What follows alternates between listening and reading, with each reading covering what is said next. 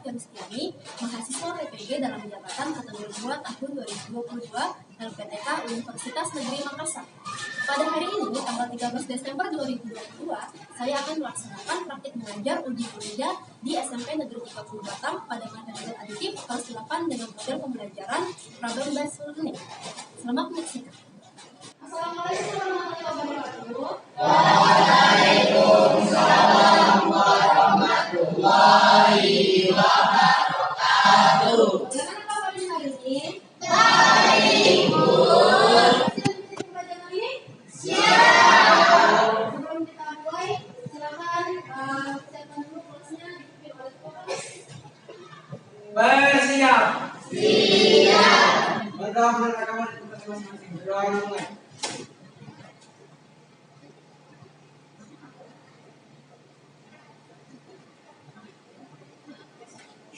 Selesai. Beri salam. Waalaikumsalam warahmatullahi wabarakatuh.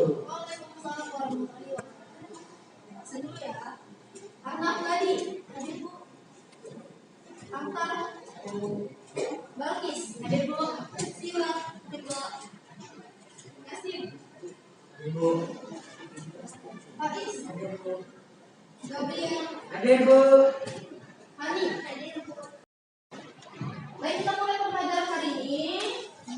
Sebelumnya nih, apakah kalian masih ingat dengan materi pada pertemuan sebelumnya? Apa kita sebelumnya? Apa aja dari tips yang suka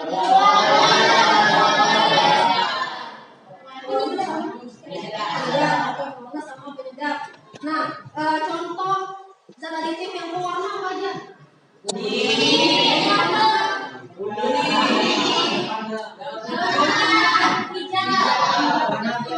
Yang penyedap?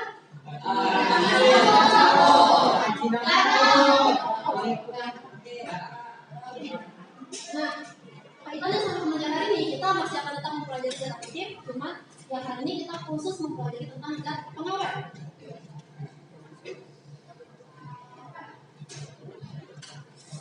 Perhatikan gambar sini. Apakah kalian ada makanan yang kalian suka di sini? Kenapa sih kalian suka makanan ini?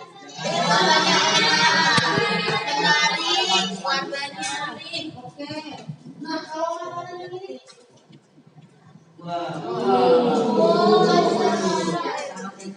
Suka ya ini ya? Di dalam bakso sama ini pasti kan ada zat aditifnya tuh. Ada aditifnya. Pewarna. Pengawet. Nah, apakah pengawet yang digunakan dalam bahasa yang kalian makan itu apakah pengawet yang berbahaya atau tidak? Kira-kira? Tidak.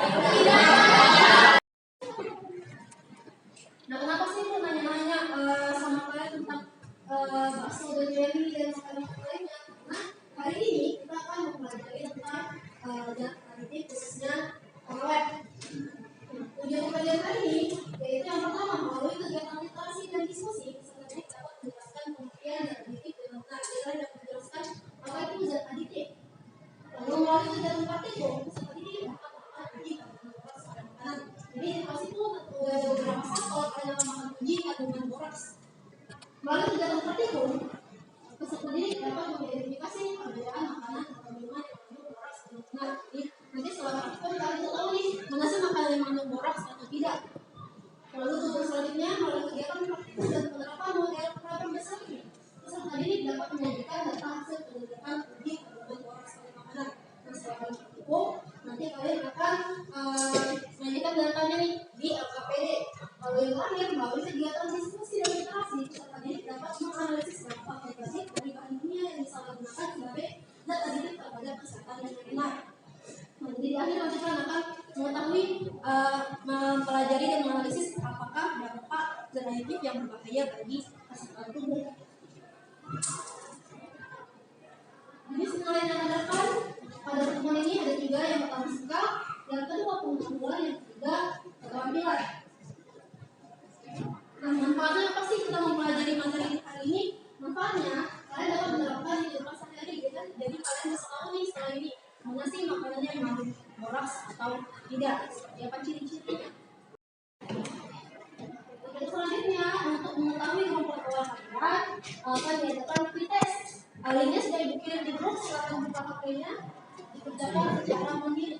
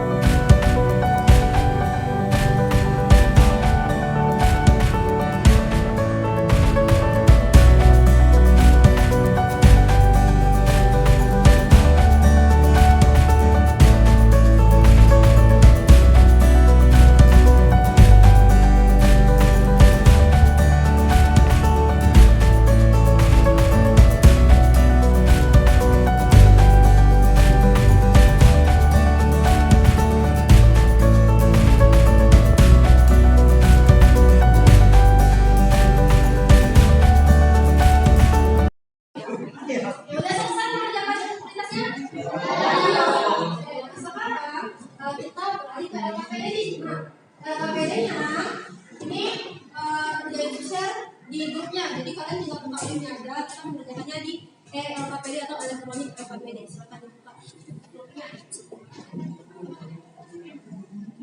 Isi datanya, kelas dan kelompok.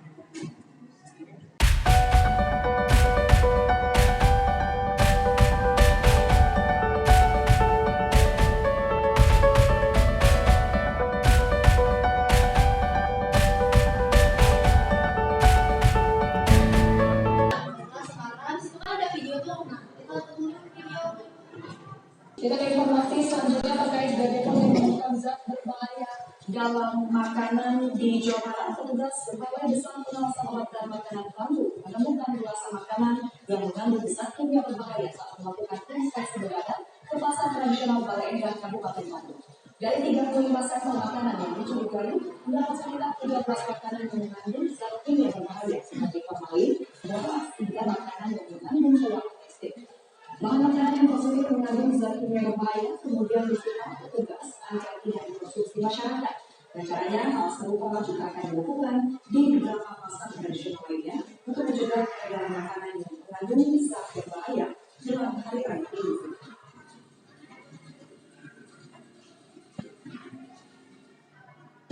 Nah, tadi kan sudah disampaikan nih videonya.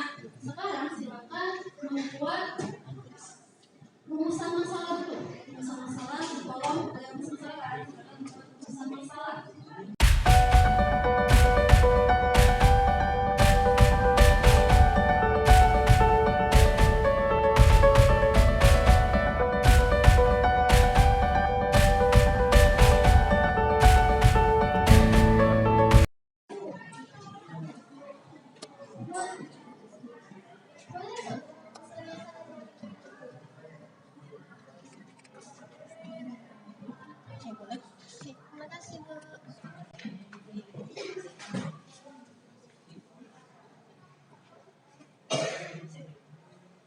Ya udah selesai membuat rumusan masalah?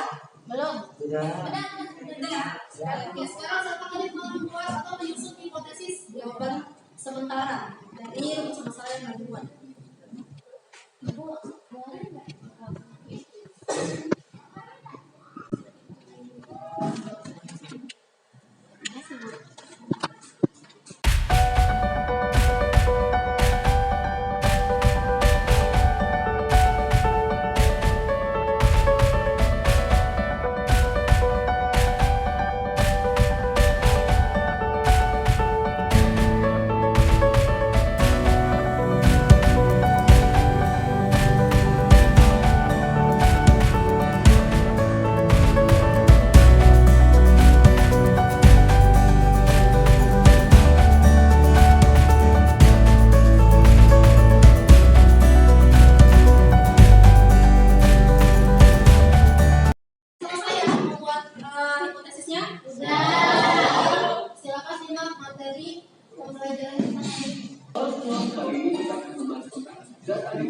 Apa yang paling menarik dari kegiatan abang-abang bersama teman sekolah kita? Aromanya bentuknya, warnanya, rasanya, atau malah abang-abangnya.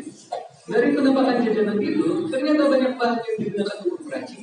Karena penjual menambahkan beberapa zat untuk membuat dagangannya lebih menarik. Zat itu biasa disebut dengan zat aditif.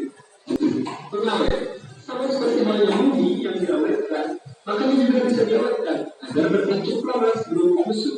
Seperti bahan pengawet benzoat untuk mengawetkan makanan ringan, ampas korban untuk daging olahan, setrum serat untuk keju, dan asam propionate untuk roti. Ada juga cara pengawetan secara alami, seperti kemasinan, pemanisan, pelasapan, pemanasan, pendinginan, bahkan pengeringan. Nah, tadi kan video pertama selesai tuh tentang macam-macam zat aditif, ada macam. Nah, video berikutnya itu adalah tentang boros. Jadi sesuai dengan permasalahan yang di awal tadi nih yang muncul di LKPD kalian. Jajanan pinggir jalan jadi bagian tak terpisahkan dari kehidupan masyarakat Indonesia. Rasanya gurih, warnanya menarik, dan soal harga jelas sangat murah. Padahal, tidak semua jajanan pinggir jalan aman dikonsumsi. Salah satunya, cilok, yang sering sengaja dicampur boras oleh pedagang nakal. Tujuannya agar cilok semakin kenyal dan awet. Padahal boras atau natrium bikurat bersifat toksik alias beracun jika dimakan. Biasanya borax digunakan sebagai campuran pembuatan gelas, deterjen, sabun kulit, pengawet kayu, dan campuran pupuk tanaman.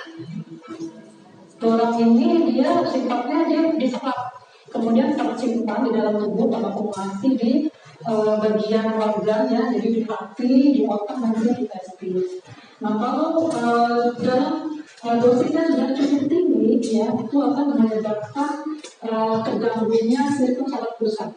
Jadi sistem saraf pusat ini nanti gejalanya pusing, lemas, depresi, diikuti dengan mual, muntah, diare, ya akhirnya koma, dan bisa juga hingga kematian.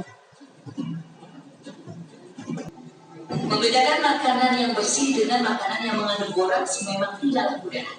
Namun ada yang bisa diamati. Makanan mengandung boraks bertekstur kenyal, tidak mudah hancur, tidak mudah basi, sangat renyah, dan berwarna cenderung putih atau cerah. Maka waspadalah, jangan sampai kenikmatan sesaat berakibat fatal bagi kesehatan. Tim Liputan iNews melaporkan.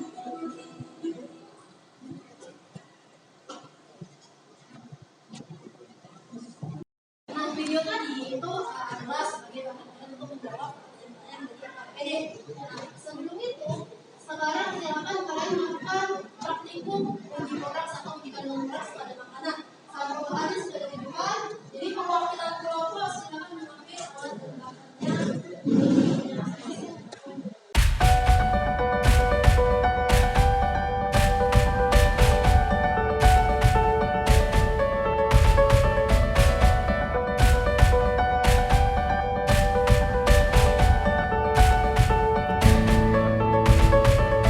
Yang lainnya silakan membaca LKPD-nya bagaimana langkah penunjukannya sembari temannya mengambil tindakan di depan.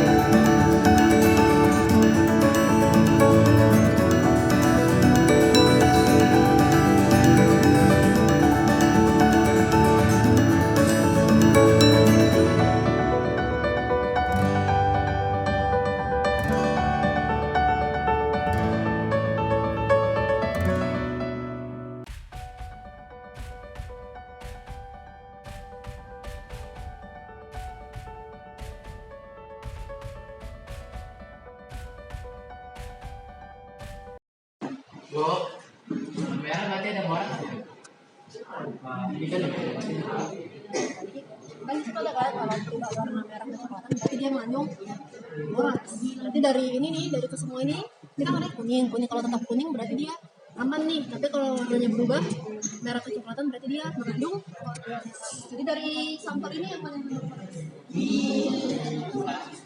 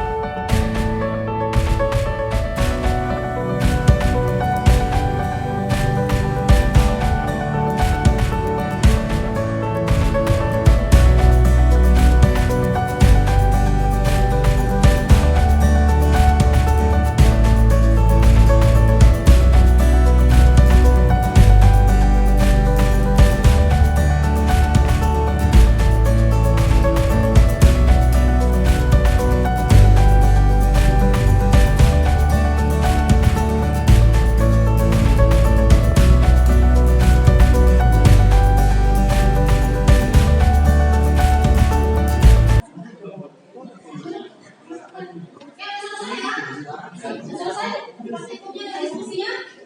Oke, sekarang saatnya kita melakukan presentasi. Assalamualaikum warahmatullahi wabarakatuh.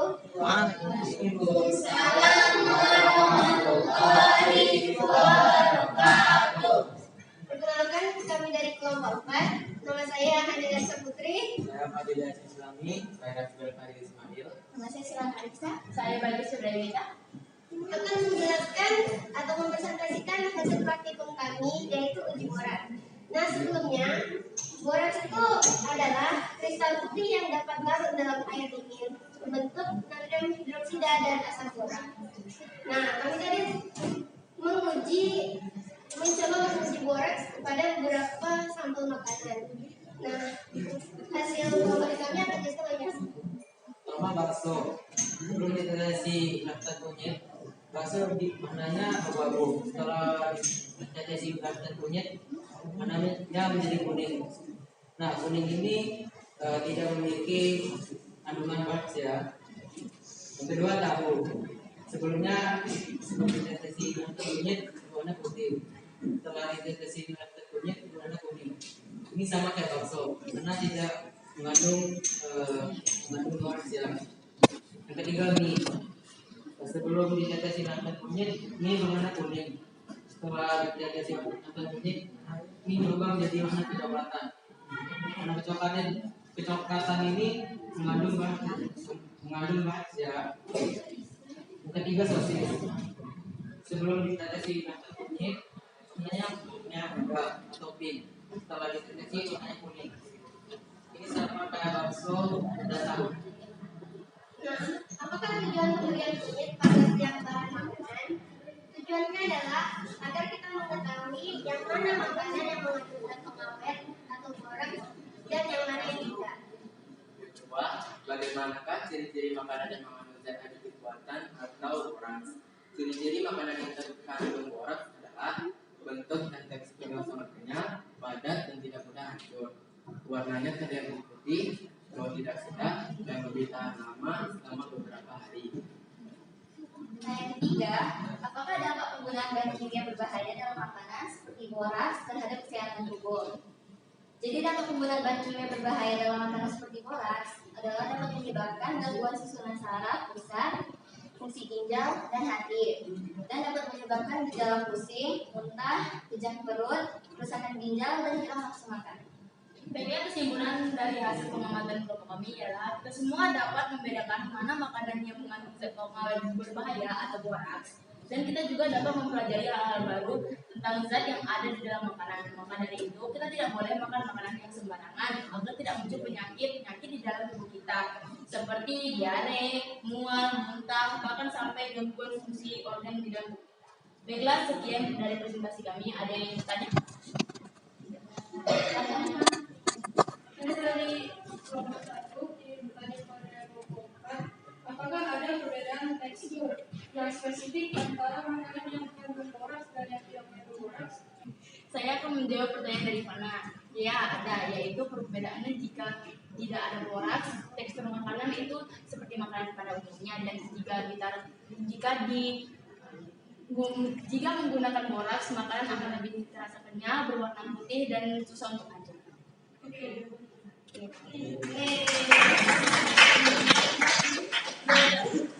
Bahasa Jepang ya. Ja, gosecho arigatou gozaimashita, ijo desu, arigatou gozaimasu. Lagi bantu. Pergi jalan-jalan ke Balikpapan. Cakep. Sampai di sana bertemu Pak Ali. Cakep. Terima kasih telah mendengarkan. Kami harap semuanya mengerti. Minum air dengan selasi. Cukup sekian dan terima kasih. Oke, baik. Terima kasih untuk semua kelompok sudah mempresentasikan hasilnya. Jadi, beri penguatan lagi untuk zat pengawet khususnya boraks itu tidak dapat digunakan untuk bahan pangan karena penggunaannya dia untuk bahan industri, misalnya dalam campuran deterjen. Jadi kalau digunakan di makan itu akan sangat berbahaya. Baik, sebelum kita masuk kesimpulan dari pembelajaran kita hari ini, ada yang ingin ditanyakan? Oke, Michelle, silakan. Jadi ada nggak sih Bu bahan pengganti ini untuk menguji boraks selain dari ekstrak kunyit? Oke.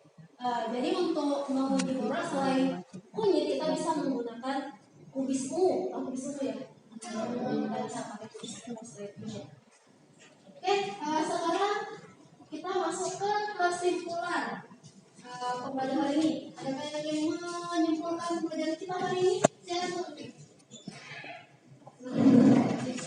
Kesimpulan dari hasil diskusi kita hari ini yaitu zat aditif adalah suatu zat yang ditambahkan ke dalam sebuah produk makanan atau minuman dengan tujuan untuk meningkatkan penampilan, sifat, dan kualitas makanan. Dan bahan pada pengawet salah satunya zat dari bahan pengawet yaitu boraks adalah zat kimia yang berupa pengawet dan dapat merusak sistem kekebalan tubuh. Dampak dari mengonsumsi boraks yaitu dapat menyebabkan pusing, mual, muntah, dan kematian. Walau begitu, boraks sering digunakan secara diam-diam oleh pedagang di pasar dan pengguna dari boraks dapat diberi sanksi oleh pihak berwenang. Boraks bersifat toksik yaitu racun dan terdampak pada waktu yang lama. Tapi dapat kita ketahui dampak boraks melalui dosis yang digunakan. Menggunakan boraks yang berlebihan dapat menyebabkan kematian. Sebaiknya teman-teman tidak menggunakan boraks ya. Itu saja hasil diskusi. Mulai dari kesimpulan dari hasil pembelajaran kita hari ini. Oke, sebelum Ibu akhiri, Ibu akan mengumumkan kelompok terbaik. Jadi kelompok terbaik kita pada kesempatan kali ini adalah kelompok satu.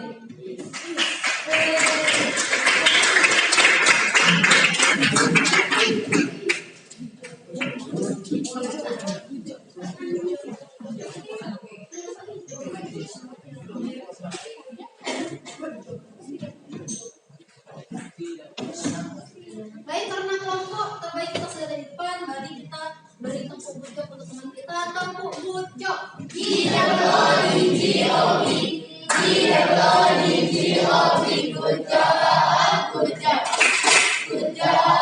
Good job.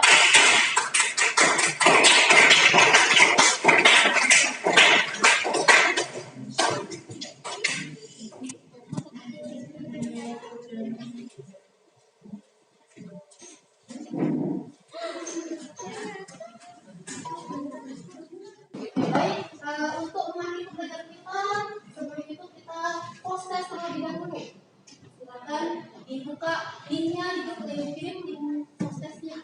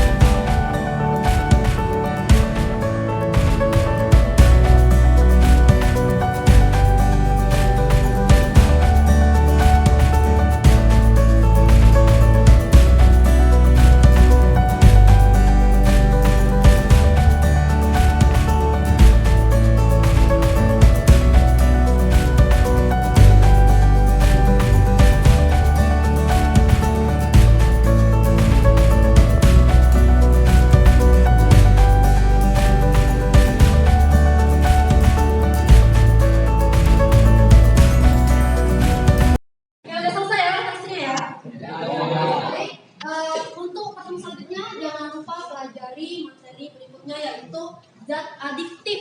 Ya, jadi dipelajari zat adiktif. Untuk tugas hari ini silakan kalian membuat poster tentang dampak penggunaan zat adiktif yang berbahaya. Oke. Baiklah, untuk alat dan makan ini bisa dibereskan kembali. Demikian pembelajaran kita hari ini. Terima kasih atas perhatian dan kerjasamanya. Ibu tutup. Wassalamualaikum warahmatullahi wabarakatuh. Waalaikumsalam warahmatullahi wabarakatuh.